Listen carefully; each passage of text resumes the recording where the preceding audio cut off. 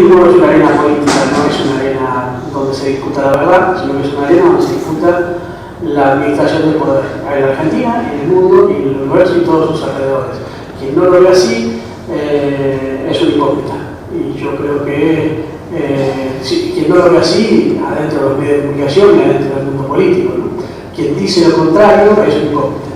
Y yo creo que cuando Elisa Carrió, en pleno debate de los medios de comunicación, dijo el gobierno apunta contra Clarín y La Nación, y Clarín y La Nación son la Argentina, dio una de las definiciones más interesantes que se dio sobre los medios de comunicación en los últimos años. Hay una Argentina que son Clarín y La Nación.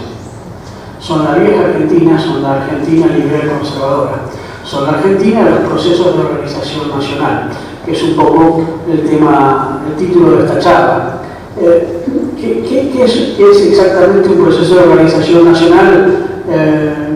Tiene que ver con las denominaciones. Yo soy convencido de que quien nombra produce identidad, y que cuando alguien se nombra a sí mismo Revolución Libertadora, está haciéndose cargo de una tradición.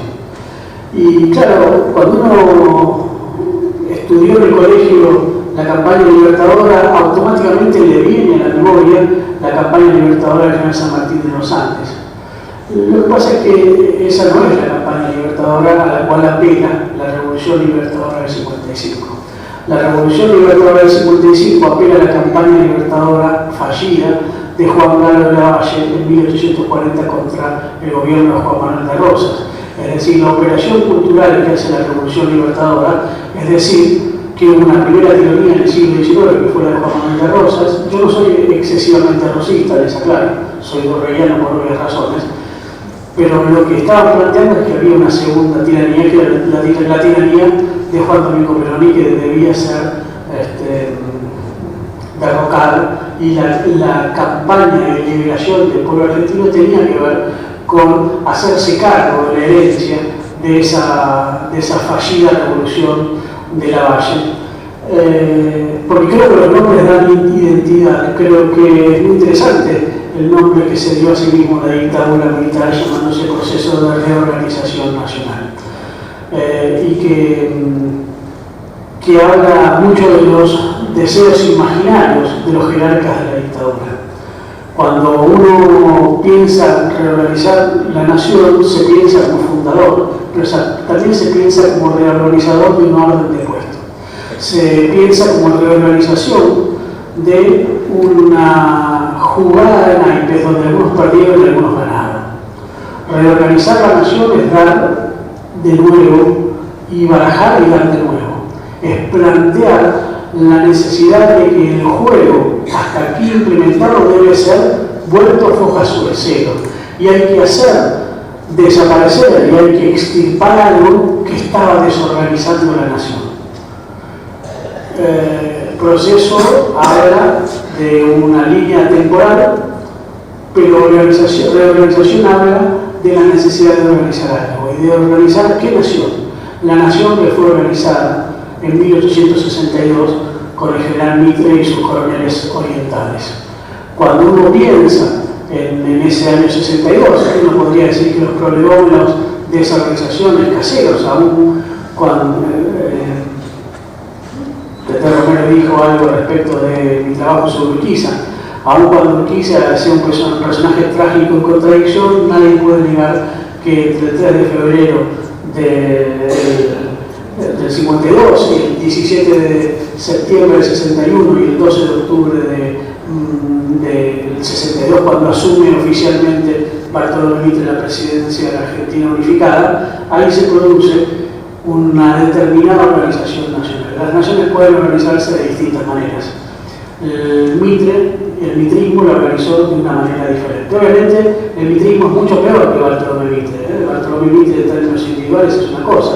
El mitrismo posterior es quizás algo más pérfido que el propio Bartolomé Mitre, que entre otras cosas hizo de todo. Hizo muchas cosas, las hizo mal, pero yo tengo una gran admiración por Mitre por una cuestión personal, que es el tipo conoció a Garibaldi, fue militar, fue un mal militar, pero fue militar, escribió poesía, mala poesía, pero escribió poesía, fue el padre de la historia, un mal padre de la historia, le pegaba mucho a la historia argentina, la maltrató mucho, pero fue el padre de la historia. Fue un mal presidente de la nación, pero fue presidente de la nación.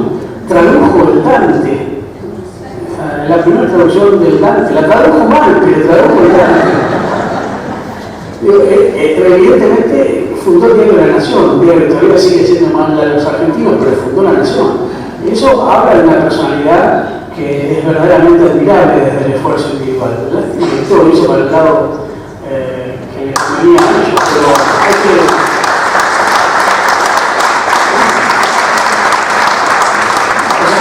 Hay que tener respeto por tipo como este. No piensen que Mauricio Macri no pudo ni siquiera administrar la empresa del padre que ya tenía ganancias. Pero para que tengamos un poco el contexto de la misma. Y además era un gran humorista, ¿viste? Cuando yo me dedico, perdón, me tiene una balazo en la frente y le parte del cráneo, ¿viste? Si usted ve la foto tiene un agujero acá. Lo llevan a sacarle la bala porque tenían que sacarle el hueso y el tipo lo emborrachan y el tipo en pedo, atado, le están abriendo el cerebro, le están sacando el pedazo del cerebro y el tipo les dice: hijos de puta, ustedes me tratan peor que mis enemigos. Un tipo así se merece cierto respeto de nuestra parte. Pero esa organización nacional es una organización nacional que está basada en un ganador. Y ese principal ganador es el modelo agroexportador, es decir, es el litoral pampeano, es la pampa exportadora, que no es solamente Buenos Aires. Muchos creen que es el puerto. En realidad, la Buenos Aires tradicional era la Buenos Aires del comercio, la Buenos Aires que compra y vende. La Buenos Aires posterior es la Buenos Aires de la agroexportación, es decir, la que se dedica a la extracción de recursos minerales y ponerlos en venta en función de la articulación complementaria con Gran Bretaña.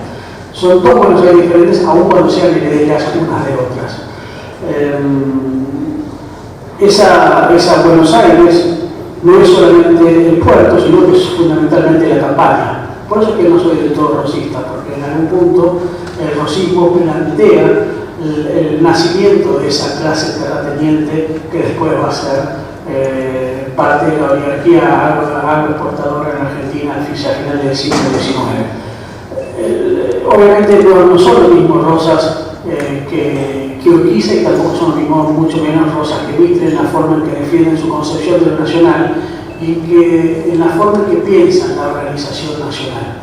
Porque nosotros creemos que hay una sola nación, pero hay tantas naciones como sueños posibles. Y la Argentina tuvo varias naciones posibles. La nación fallida de San Martín y Belgrano en el Congreso de 1816, la Argentina fallida de Artigas, la Argentina fallida de Dorrego y su Constitución Nacional en Paraná, que no pudo llevarse adelante. Argentina, hubo muchas posibilidades de la Argentina, pero nosotros hemos tenido una organización nacional, y esa es la organización nacional de la cual se habla cuando se habla de reorganizarla.